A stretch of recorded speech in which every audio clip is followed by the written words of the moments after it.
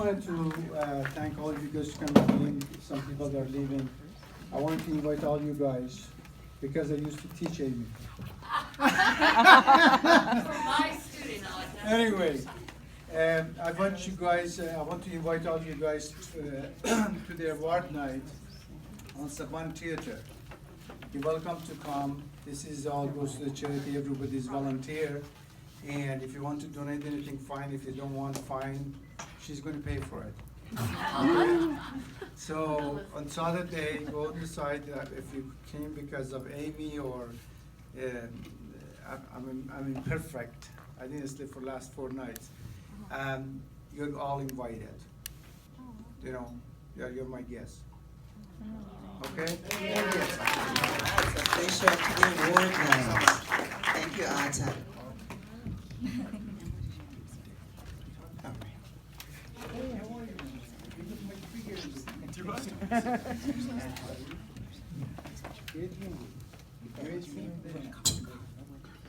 We're all just meeting each other for the first time, so just bear with us. This is kind of all on the fly and impromptu. David Stone is sitting beside me, the producer, and Ryan Andersen, and your son. I recognize the little boy. Okay, can you just give us a little information about how you came up with the concept of this film? This was really interesting, designing a child. That was pretty awesome. If I take it way back to the very beginning, I had the entire foundation for a relationship story and something super hard hitting and very personal. And this guy actually came over to my house one day and said, what if we started talking about designer babies, because that's becoming a thing. So that was kind of it. I didn't want to go totally into it because I didn't want to explore it too much. I just wanted to kind of splash around in it and then have it affect the full relationship aspect of the story, kind of like a Black Mirror type of vibe. But yeah, that's kind of how we started hearing about it, on News Channel 3, and it was like in the UK they're already doing it. Like you can change the hair color and the eye color and the sex before they're even born. It's like, oh, it's really happening, and it's only going to be a matter of time before you can do more with it. Technology doesn't stop; it keeps going. How long were you working on this before you actually produced the film or you wrote the script? I spent about, let's say, a year, maybe a year and a half writing it. We shot it in 14 days. And actually, the only reason we even got that done is because these two got together a lot and rehearsed like crazy. And honestly, it was awesome. And then it took about 2,400 hours to edit everything. Wow. You came up with this idea. What is your name? I didn't come up with it. Wow, you said this little guy came over and said something about design. He did. Oh, okay. I thought you were saying that he was the one who came up with the designer baby idea. I was like, these video games you guys play could happen. Okay, but anyway, what is your name though? Gavin Andersen. Gavin, you were wonderful. We really enjoyed you in the film. Give Gavin a hand, yes. David, was this your first venture out? No, I've produced a few films, but I've known Ryan for a long time. We've been friends for a real long time, and I was really excited to see. So there's a story behind Ryan. I don't know if you guys remember the Doritos commercial. I don't have to bring it up, but he won the Super Bowl commercial, and Gavin was in it with the time machine. And anyways, that was an opportunity that once Ryan won that, we were like, well, let's make your movie. Let's figure it out. Like, what do you got? So Ryan had this idea, and then it just he kept working, and I just started jumping in on it, and basically trying to get this whole movie shot in 14 days, which was 16 locations, I think, in 14 days. So hard. And then we did have these great actors that we found. Well, they're friends of ours as well. Well, actually, this is both their first movie. First. They've never been in a movie before, so. Actually, I'm going to add to that really quick. So when we were doing our auditions and we were trying to cast everyone, one, I already had this guy, Robert Rodenbach, I already had locked in because I had already worked with him on short films and like he was my guy. I wrote the script for him, like 100% the dude. Then as we were having auditions, this lovely lady walks in, and she like find out that she just moved from LA to Arizona for a little while, and had like within a week had just told her agency, let me try some acting. And he's like, go to this thing and try out for that. And like she gave me and Dave chills, and I chased her down in the lobby, and I'm like, would you be cool with being in my movie? And she was like, are you kidding me? Like, yeah, and like knocked it out of the park. Wow, that's pretty awesome. I'd like to pass the mic around to everyone, if you guys don't mind, and just say something about your experience with this film, what you thought about the film itself, and then also the experience of working with these gentlemen. And state your name first, please. Sure thing, yeah. Excuse me, honey. Excuse me. Hi, I'm Tiana Masaniai. And Is that volume up? I think, yeah, everyone, I can do this. Okay.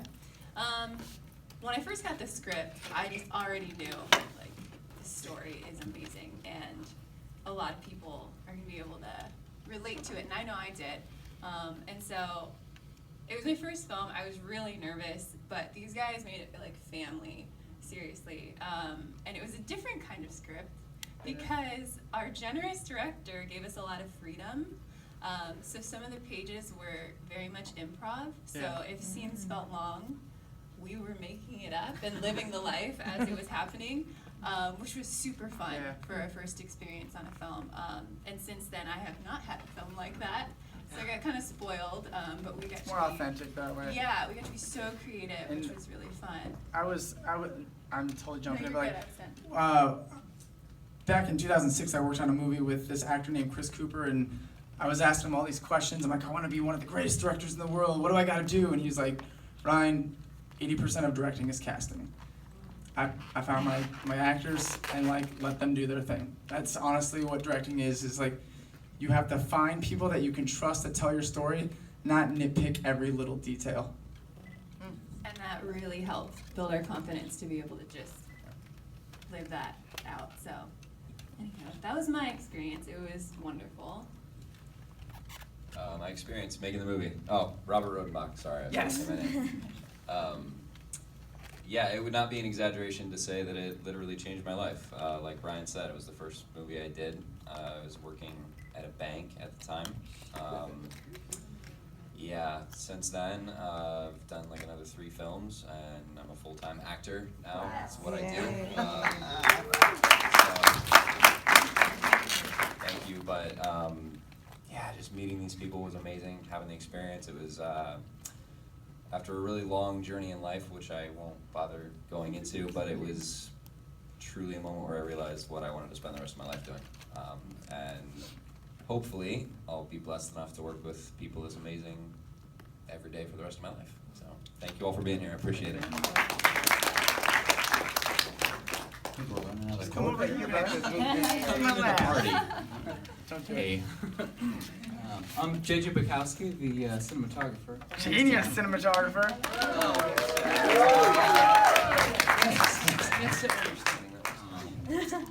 And like Tiana was saying, Ryan had this excellent vision, but he wanted to let the actors play it out in front of the screen and kind of find the story. So capturing that was a bit of a challenge because it was done differently every time.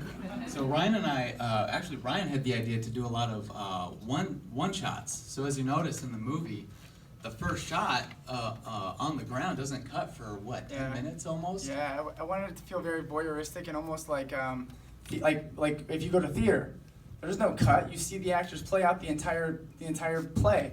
So and I feel like that's more authentic and it's more engaging. It can drag a little bit sometimes, but like it's real and it's happening. There's no trickery and it's all happening right there. Keep talking. No, it's your vision, man. Came to life.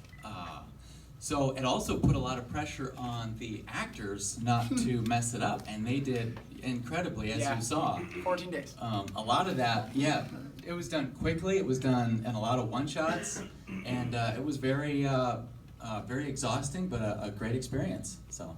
The overhead shots, you were in an airplane, I guess? Yeah, that was a drone. We had a few different drones. Yeah. The Phantom Phantom 3 Pro, And Inspire. and an Inspire 1. Yep. Wow, okay. Very fascinating. Yes, and one of them was destroyed. Oh man. It's okay, it's back to Oh, life now. man. It's fixed. Wow.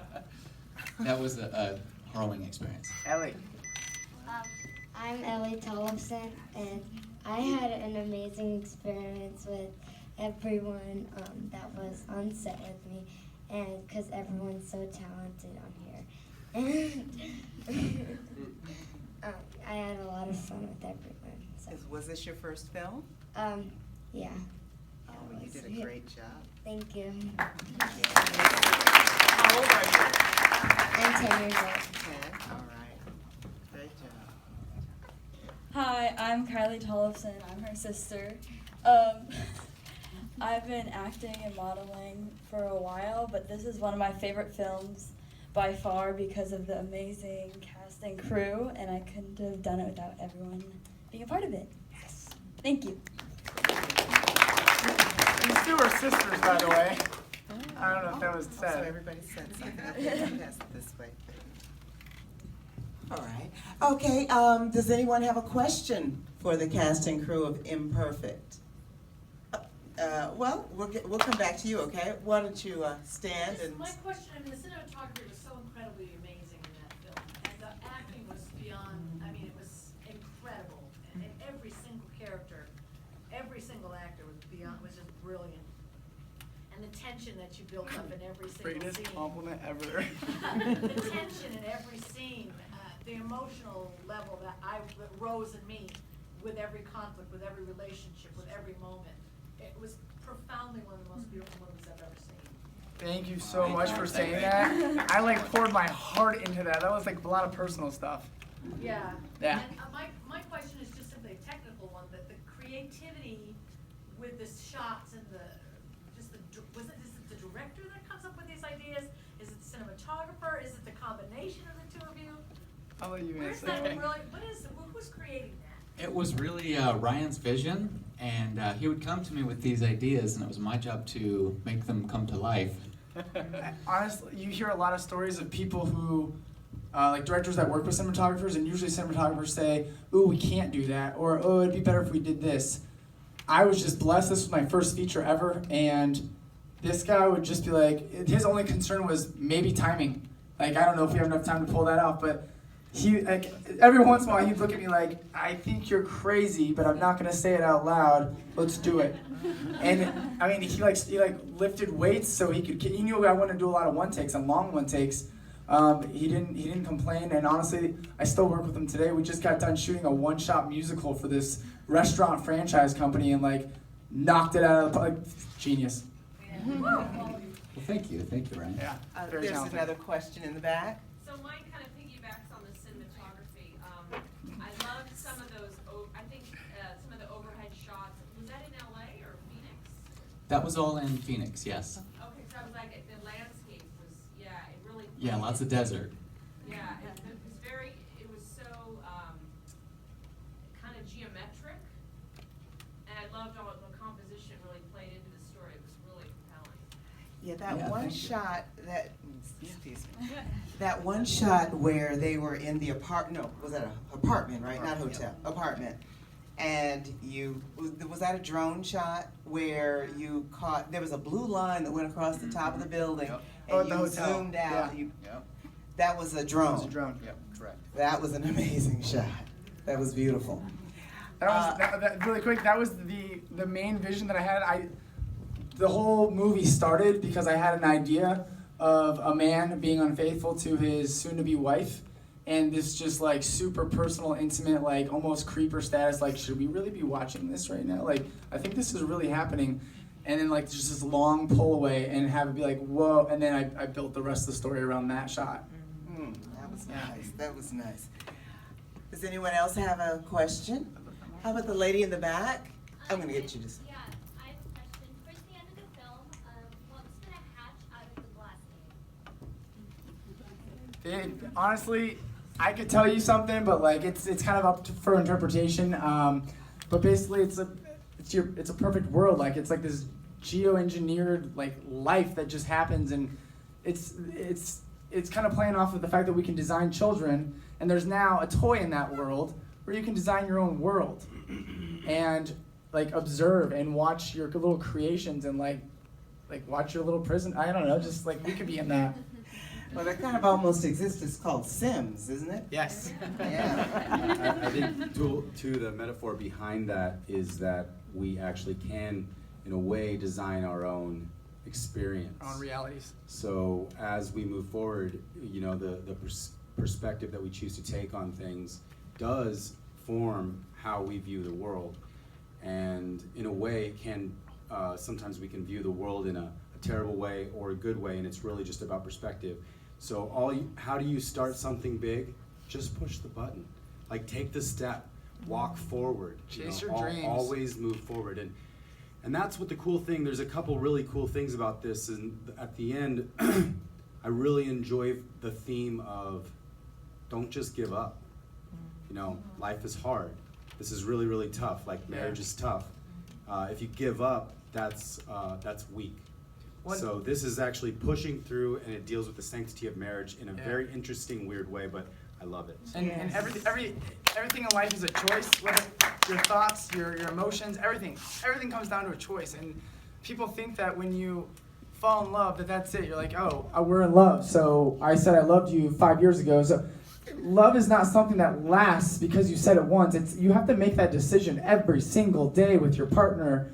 And when you choose not to make that decision, it shows. And when you stop communicating, you pull apart. That's what energy does. If energy's not working together, it's finding a different way to get out to something else that's stronger, can hold on to it. Everything in life, down to your thoughts, it's awareness. Like, when you are sad and you're having a bad day, that's not being done to you. You're choosing that moment. So it's choices. Awesome. I'm sorry. Ryan, you're so excited, I aren't am. you? You have good reason to be. God Yes. bless you. Let's give him another hand, Yeah. please. Awesome. Great work.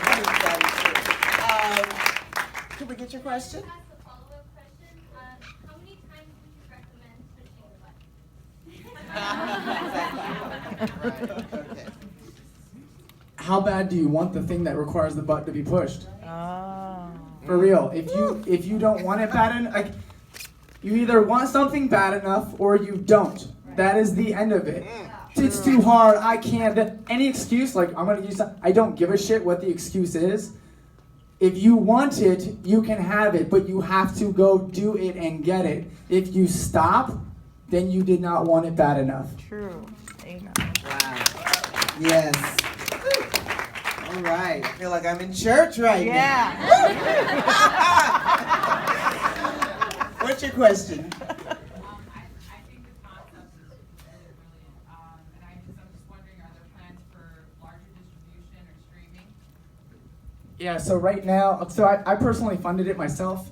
I kind of have this crazy idea where I just want to take care of my own things in life and I don't want anyone to own my stuff, so you can actually purchase my movie right now online at imperfectmovie.com. We've got them on Blu-ray. You can buy t-shirts, movie posters, whatever. I actually have a couple on me tonight. If you guys find me and say, can I have a movie, I'll give you a copy, but I only got like 3 or 4 left, I think. So How much are you selling? they're online for, I believe, $23. So, and then I own it for my whole life. No company can steal it from me, and 10 years from now I can still sell it when I've got 3 other movies under my belt. All right. Yeah. Okay, that's what's happening now, right? Yes. Wonderful movie. I'm just curious about your budget. What was the budget?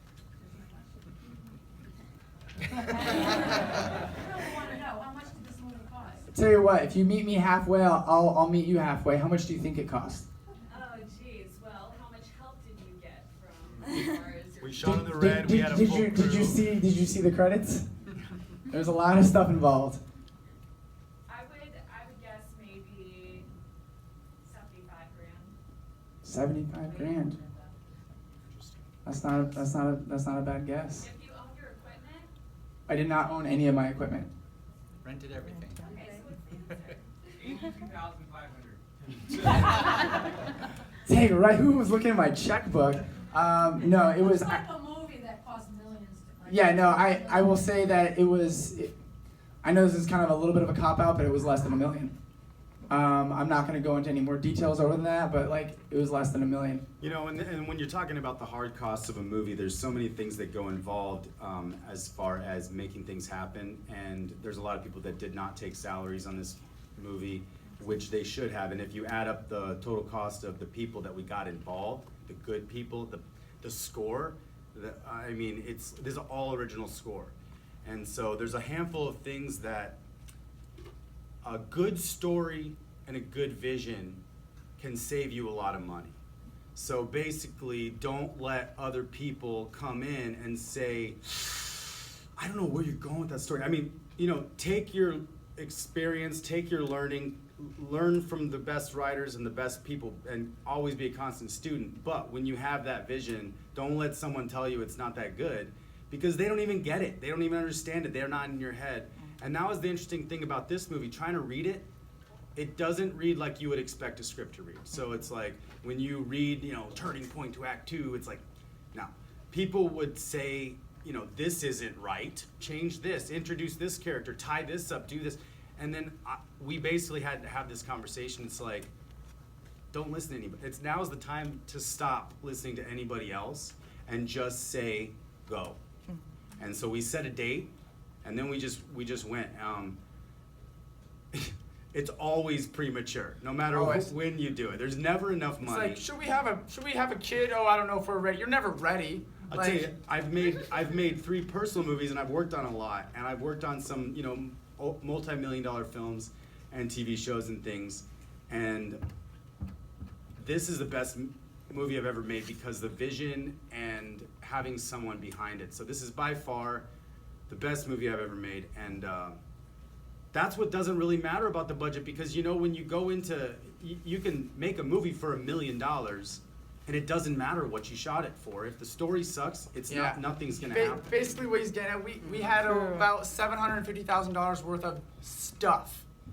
What I'm trying to say is, I'm trying to keep you guys. I don't want to discourage you guys. You don't need $750,000 to go make a movie or do anything. Go write a music album, whatever it is that you want to do.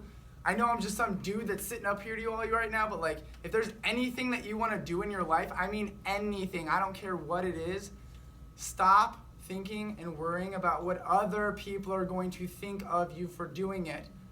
You've already lost if you think that way. You're not doing it for yourself anymore. You're doing it for what other people are going to think of. Do it for yourself. People laugh at you. They're just laughing at you because they couldn't do it themselves. How important is the team? The team is like 80-90% of it. Like, this guy, like I said, I just worked with him recently, and everyone, like, you need everyone's trust. In order to gain that trust, you can't just say, hey, show up and let's do my movie. You can't yell at people. You can't get frustrated, and I've done both. But, like, it's learning, and you get more when you respect your crew and you treat them kindly with love and, like I said, respect. So when you do that, they want to work for you, but you also let them grow. You let them flex. You don't put them in a cage and say, these are your lines, this is the tone you say it in. You say, this is the script. I think it was like, what, 65 or 66-page script? Like, I had like all of the beats mapped out, and it was like, you guys, and of course they were nervous, and like, because it was their first movie, it's like, well, what do we do? But I trusted them, and then because of that, they eventually tried. And it's magic. Yep. Like, it comes down to respect. It's relationships, it's communication, it's people. We didn't make a movie, we had a relationship. I treated them like human beings, not like, hey, actor, do this, do that. Like, they're people, they have real lives. Like, treat them with respect, let them do their craft the way they want to so they can grow the way they want to. Now, it sounds like, I mean, you're just a bastion of wisdom right now, filmmaking wisdom. How much of that wisdom was earned on this film, or did you go into the project knowing what you just expressed just now? I feel like I would rather everyone else answer that question. I feel like that's kind of me patting myself on. I learned a lot on the movie, but I think I went into it with a very, very positive head on my shoulders. I'm going to ask JJ, because he was like literally the guy that put it all together for me visually. Okay. It's horrible. No, I'm just kidding. No, I think Ryan, just like all of us, is always learning and growing from each experience. I think the harder the experience, the more you learn. Making a movie is a really, really hard thing. So yeah, he learned a lot before that, and he learned a lot from it. Yeah. Okay. All right. Does anyone else have a question? I think, the gentleman. Oh, I had a question, but actually it was just about Perfect Arcadia, and you answered that beautifully. Cool. Okay. Is there anyone else who has a question? Oh, back there in the back. For future projects that I know you guys are going to be kicking ass on, I'm Yes. wondering, where can us actors go to audition for this? Yeah. I don't do things through like SAG and all those like, I know that's kind of like a taboo thing to talk about, like, oh, this guy doesn't work the regular way. I don't make movies to be a part of the system. I make movies because I have to, or I think I'll die if I don't.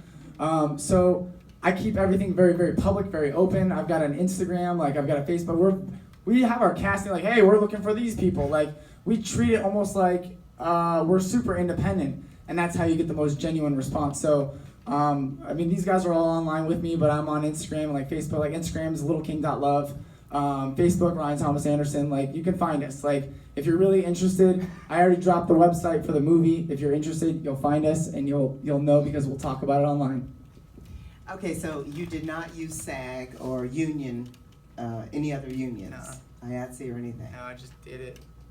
And you shot in Arizona? Yep. Which is that a right to work state? It is. Okay, David, go speak, please. Yeah, Thank you for coming this evening. Thank you guys.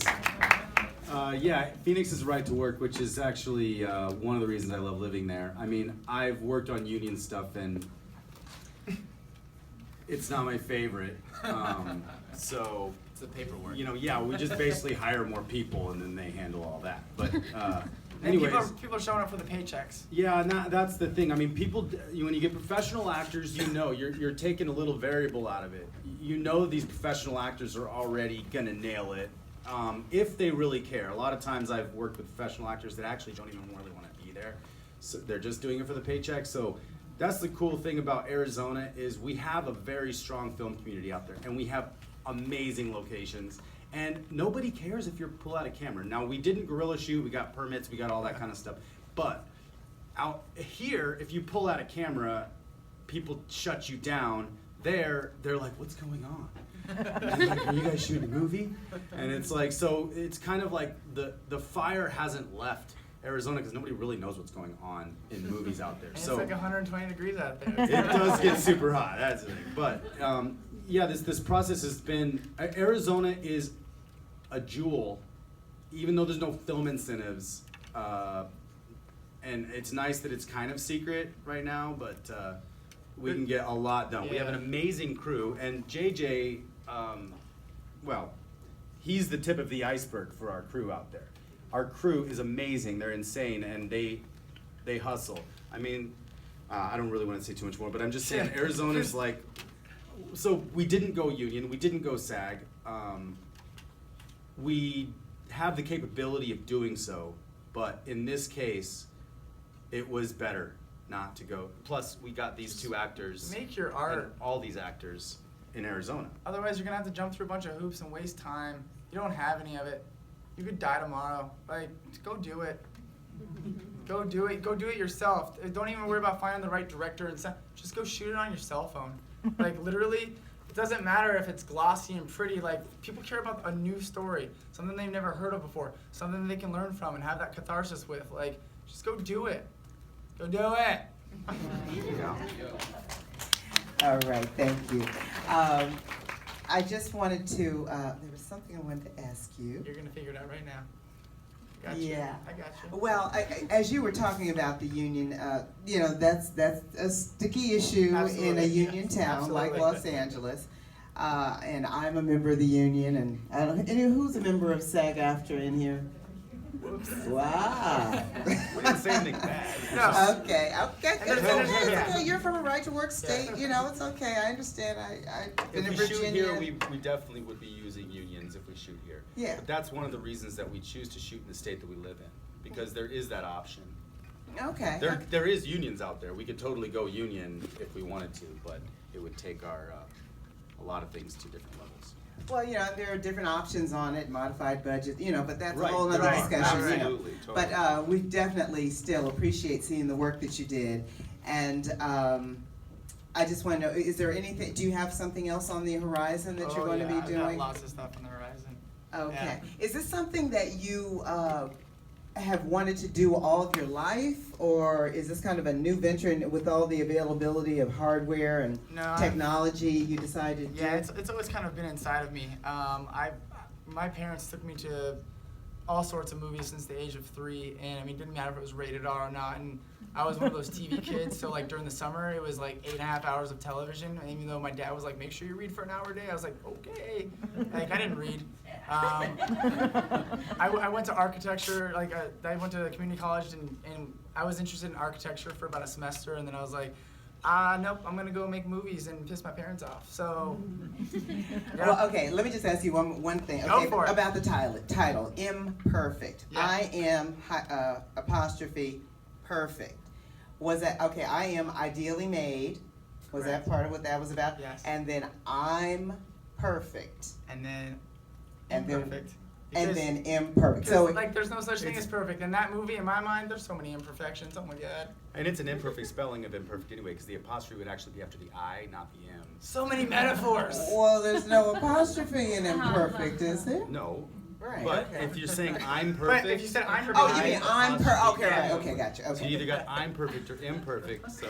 Right. I'm just saying, there's a lot And of it layers. was the I am, but I thought that was very interesting how you did or that. we That were was- really drunk when we did it. I don't know. But that was great. Can we give these people another hand, please? Another round of applause. Thank you so much. God bless you. Please don't forget your invitation to the awards show. I'm sure you'll see everyone again and get to know each other, network, make connections. Communication's everything. Don't Connections. don't do a Hollywood thing now. I'm gonna call you and you never call. Call, text.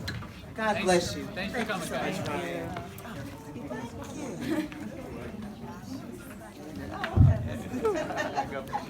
Thank you.